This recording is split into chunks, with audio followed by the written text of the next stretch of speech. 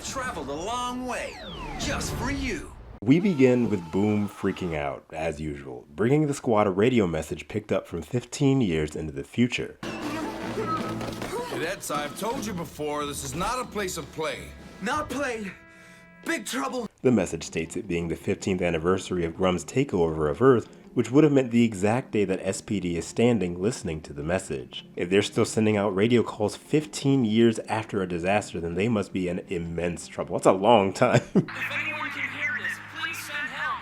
Today, July 11th, is the 15th anniversary of the Trubian takeover of our planet Earth. They basically say, help, we're all dying, we're all dead. The caller says they sent out Omega, who did not die. No one recognizes the name. After the call is verified, the Rangers are sent out to the city, except for Z.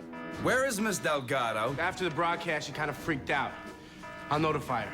Go, Rangers! I think it's funny she just didn't go outside. She went like extremely deep into a forest because the Sentai footage told her to. She's stopped by Morgana, who plays a big hand in this takeover. This episode introduces two new villains, Shorty and his brother Devastation, who truly has one of the worst monster voices I have ever heard. Nicely done. Way to go, big brother! Yes! I will make quick work of these fools! They're the galaxy's two most wanted criminals, apparently over Grum, or maybe Grum doesn't count. I don't know. A device is set up to send a signal to the outside, an indicator of incoming invaders. The Rangers put up a fight and lose, and the device gets set off. Let them marinate in fear. Marinate? Let's go! This episode is a lot of the Rangers just getting washed. Marinate? It's buttery. Buttery? The Megazord gets thrashed, requiring extra maintenance. Megazord gets thrashed, requiring extra maintenance and repair of the Delta Runners, meaning they're unable to use them when Shorty goes gigantic later on. Maybe the message was right. This is the end. The Delta Command Megazord is sent out as gloriously as ever. Look, if you guys ever want a video on the music, just please let me know, because SPD has hands down one of the best soundtracks in the entire franchise. It all sounds so grand with what's going on. Rangers, in position. Morphers, lock. Delta Command Megazord, ready. Just a shame the music couldn't save them. In comes a blue and white Zord out of nowhere, and he sounds sick. SPD, you're under arrest. He looks sick too. Blue and white and gold will always be an amazing color combo when used properly. The Megazord makes light work of Shorty. It's time to show them. Shut up! As a Ranger exits the Megazord, B Squad follows behind and we're introduced to Omega. First 5 Rangers, then 6, and now 7. No! What? 7?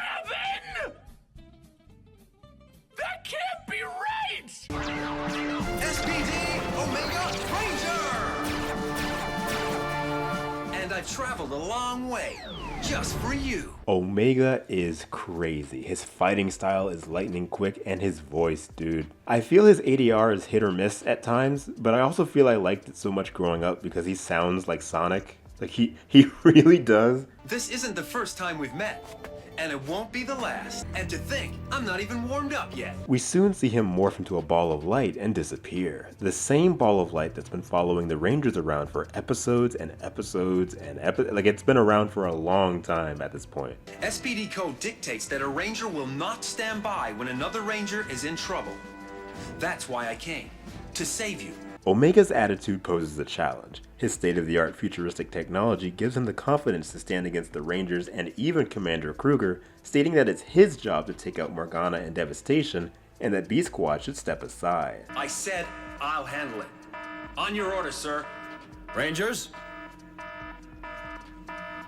I say let him go. I've always loved this about SPD. They've time and time again, even individually, had to prove themselves and or show that they're more than enough on their own. It's a test of strength and a trust in themselves, even when it's challenged by a fellow Power Ranger. Standing their ground when an attack is called in, they let him leave. This, on first glance, presents the notion of a lack of belief in his Rangers on Kruger's behalf, but in reality, it shows a massive level of trust in his B Squad. He trusts their judgment in letting them send Omega on his own to see what he can or can't handle without the possibility of allowing them to help. They know what they're capable of, and they're not going to let someone that they see as a newbie push them out, regardless of how new their equipment is.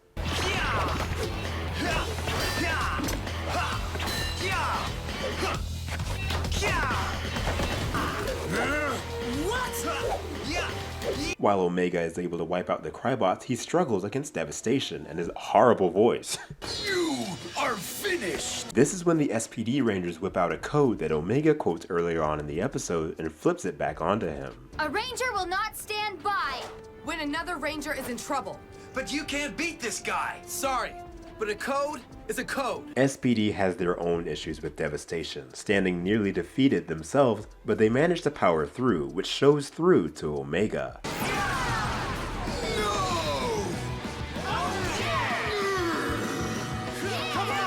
The B Squad is fueled with strength and perseverance regardless of any possible outcome. With this being evident, Omega initiates judgment with SPD's judgment. See what I did there? See? Oh gosh. Marinate? But is unable to stop Devastation. This leads to SPD and Omega using their Zords together to take him out as a team. Ah! Finally, he gives us some props.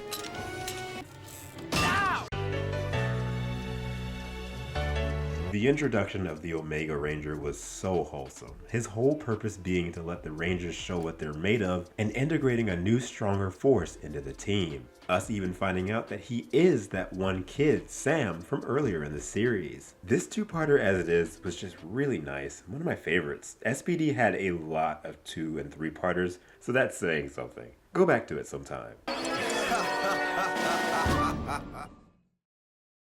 Marinate? Alicia, Andrew, Austin, Autistic Disney, Brandon, Donnie, Emilia, Grim, Helen, Ian, Junior the Hedgehog, Matthew, Mia T. Toon.